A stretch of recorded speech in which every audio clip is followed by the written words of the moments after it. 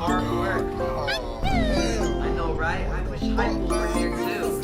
Check out his cleaning skills for this episode of Alcohol. From the moment Ryan could hold a toy, his parents turned him into a walking, talking goldmine, making him record 25 videos a week, sending him abroad to shoot a movie, and even being investigated by federal authorities for his parents' shady actions. And now, their goldmine is collapsing, and so is the whole empire, because the truth about Ryan's world isn't cute family content, it's literally a modern day child labor story covered by a cute looking YouTube channel. We're talking about Shion and Luan Kaji, the so-called family YouTubers who built a billion-dollar brand off their son's childhood and then ran it into the ground. These aren't just over-ambitious parents. These are the same people who were once investigated by federal authorities for deceptive practices, and who've been exposed for turning their kid into a 24/7 advertising machine. Okay, quick origin story for the 3 people on Earth who don't know about Ryan Kaji. In 2015, a 3-year-old starts opening toy boxes on camera. Boom, adorable, harmless, viral. By elementary school, he's the face of a multi-platform empire. YouTube channels, Nickelodeon deals, Walmart aisles, a Macy's parade balloon, and enough brand collabs to make your Amazon cart cry. Meanwhile, his mum, Luan, and dad, Shion, quit their day jobs, chemistry teacher and engineer, and spin up a full-blown studio called Sunlight Entertainment. 30 staff, a house-turned soundstage, and one tiny CEO who can't legally sign a contract, but can absolutely move product by saying wow. On paper, genius. In practice, it's where family vlogging turns into family venture, turns into family factory. Because when your star employee is 8 and your upload schedule looks like ESPN's, you're not playing with toys, you're playing with fire. From the jump, critics were side-eyeing. The content blurred the lines between this is fun and this is sponsored. And little kids are not exactly media literate. So Watch Dogs complained, the FTC sniffed around, and Ryan Toys Review got PR laundered into Ryan's World, which is like renaming a casino the Fun Money Adventure Center. Same vibe, just a new coat of paint. But the real engine here wasn't the name, it was volume. Ryan was shooting up to 25 segments a week across channels. 25. That's not we film when he wants, that's a pipeline. Morning routine, content, science experiment, content, brushing his teeth, content. If the family dog sneezed, they probably rolled a 3-camera setup and called it Dog Sneeze Challenge. Gone wrong. And then 2 things happened at once. The platform changed and Ryan changed. First, the copper crackdown hit YouTube like a meteor. Kids' channels got kneecapped, comments limited, targeting restricted, ad rates trimmed, recommendations fussy. Luan himself has said they lost around 70% of revenue basically overnight. 70%. That's not just a little bit of downsiding, that's literally finding out your money printer got repossessed. Secondly, the audience grew up, and so did Ryan. The 5-year-olds who used to worship him now think toys are cringe, and fresh toddlers don't click with a teenager faking excitement over a slime kit. It's like watching your older cousin pretend Santa is real. It's just awkward. Viewers started slipping, not a gentle slope, a ski jump. Videos that used to hit with a billion-view punch are struggling to clear 6 figures. For a channel this big, that's not just a tiny dip, that channel is on a lifeline. So what did the Kajis do? They doubled down. Brand deals stayed heavy, spin-offs multiplied, and then they bet on a movie. Ryan's World, the movie, Titan Universe Adventure. On paper, it looked like a slam dunk, but in reality, it was empty theaters, brutal memes, and a box office that looks like a rounding error. What got us out of Titan's lair? You need us. She has a point.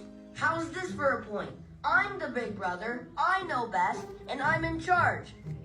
The twins go home before they get us into any more trouble. Reportedly a multi-million-dollar budget and a few $100,000 in ticket sales. That's a massive flop, more like a belly flop. People who actually saw it said it looks less like a film and more like a very expensive toy commercial duct taped to awkward acting and basic animation. And while this is all happening, you can see Ryan is aging out in real time. The kid energy he used to have, it's gone. That spark he had, it's very dim. In a lot of recent videos, he looks tired, flat, like he'd rather be literally anywhere else. School, sports practice, even double math.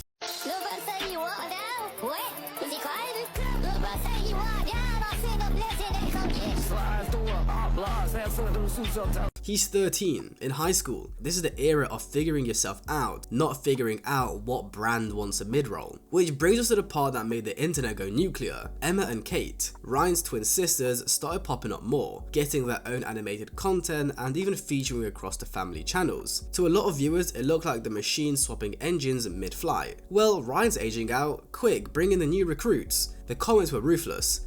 They made millions of dollars of Ryan, and now they're gearing up to rinse and repeat with the twins. When your audience starts using the words like groomed for the spotlight and milking, that's not just a little PR problem, that's a genuine moral problem. And look, I'm not here to hate on the kids. I'm not even here to say the parents are mustache twirling villains. But when the videos, interviews, and revenue talk stack up, it paints a picture. In one podcast appearance, every other question was about money, deals, and what happens if Ryan quits? It wasn't how's he doing, is he happy? It was can the brand survive? If you're 13 and listening to your life framed like a quarterly earnings call, that's pretty bleak. And to add to that, Ryan's never really interviewed alone. There's always a parent in the frame or just off camera ready to clarify. You ask him something slightly real and suddenly it's a tag team. Protecting your kid is normal. Running interference so the brand never takes a hit, that's a bit different. At a certain point, the audience stops seeing supportive parents and start seeing handlers. And it's not like there wasn't warning signs years ago. Consumer advocates were waving flags as early as 2017 about the ads disguised as playtime issue. Then the FEC penalty hits, YouTube in 2019, the algorithm chilled on kids' content, and the money hose went from fire hydrant to a leaky faucet. Meanwhile, several US states rushed to pass or propose kid influencer laws to protect earnings and privacy. A big neon sign that the old way was exploitative, full stop. When lawmakers say, hey, maybe the 5-year-old shouldn't be a revenue stream, it's probably time to rethink your upload calendar. And the internet, it has receipts. People dug up old court records about Luan's shoplifting arrest from back in the day. A cheap, petty shot? Maybe, but it fed a bigger narrative. The public is done giving this family the benefit of the doubt. When audiences feel like you monetize your kid's entire childhood, they don't care about your "we're just a fun family" messaging. They assume the worst, fair or not. That's where the sentiment is now. Let's talk numbers without getting reckless. Was Ryan insanely profitable? Yes. Did his parents live large? Absolutely. Mansions, travel lifestyles, upgrades that scream, we made it. Do we know exactly how much of the money is set aside for Ryan? Well, not publicly. That's the Wild West part. For a long time, there were no standard Coogan style protections for kid influencers. Hollywood child actors get a protected trust. YouTube kids, historically, not so much. So legally, a lot of that cash can flow to mum and dad. Morally,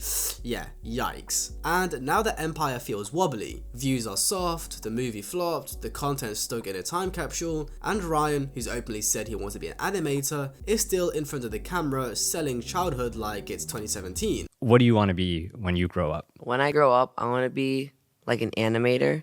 I think it's really fun to do because like the drawing and then like at the end you get to see the whole thing and see what you've like worked on the whole time.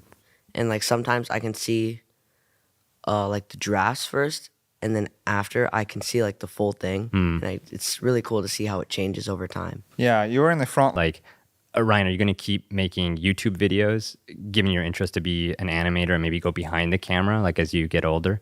I think I will keep going for a while, yeah. That's the heartbreak here. Imagine having the chance to be a normal teen, join a club, draw, game, just live life. But every adult around you keeps saying, just a few more videos, just a few more brand deals, just a few more years. And a few more eventually turns into forever, where a brand is built on your face. And yes, the parents will say all the right things in the interviews. If he wants to stop, he could stop. School is the priority. We support his dreams. Great, then prove it. Rip the band-aid. Pivot the content. Put a parent in the host chair and let Ryan step back. Start a channel about parenting, cooking, DIY, anything. If the brand is truly family, then family can carry it, not just a kid who's been carrying it since preschool. Because the alternative we're watching right now is ugly. Thumbnails with younger Ryan to bait nostalgia, reposting old footage to keep the toddler audience hooked, sneaking the twins into more content to test audience retention. It's giving just one more heist energy, and the audience sees it. People are literally predicting the Netflix documentary in 2030. How Ryan's world chewed up a childhood. We don't want to be your family legacy. Not when you've already won the game financially. You've got security, you've got options, take them. Let's also keep it real about the social side. If you've ever been a teen, you know how brutal high school can be. Now imagine showing up Monday after filming glow in the dark slime challenge with mum. Have fun at lunch. It's not hard to believe Ryan's getting clowned IRL. No kid deserves to be a punchline for content he's outgrown. So where does this go now? Two roads. Road A, the Kaji's pivot. Ryan steps back on camera, goes draw his anime epics, and pops in occasionally for nostalgia. The channel becomes parent-led, genuinely age-appropriate for the twins with sane boundaries. Heavy disclosures, trust funds, and fewer uploads. Less money? Maybe, but a better life? Definitely. And some respect from the internet?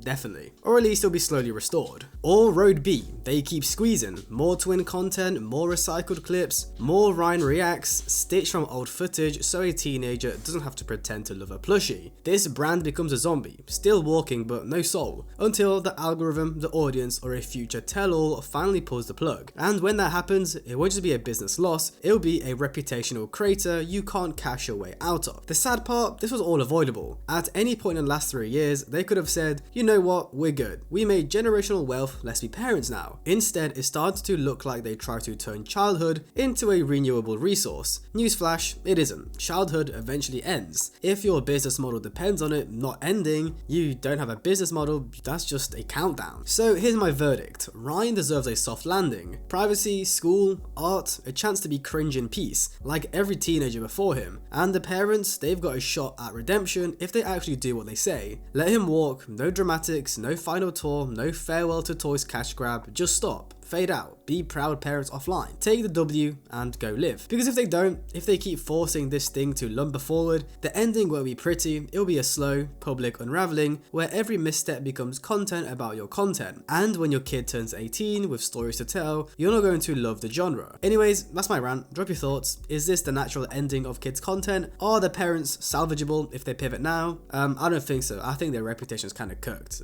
yeah. And should platforms require trust funds and work limits for kids creators across the board? So yeah, let me know guys' thoughts. Hope you guys enjoyed. Like, subscribe, comment, have a great day, and I'll see you guys in the next one.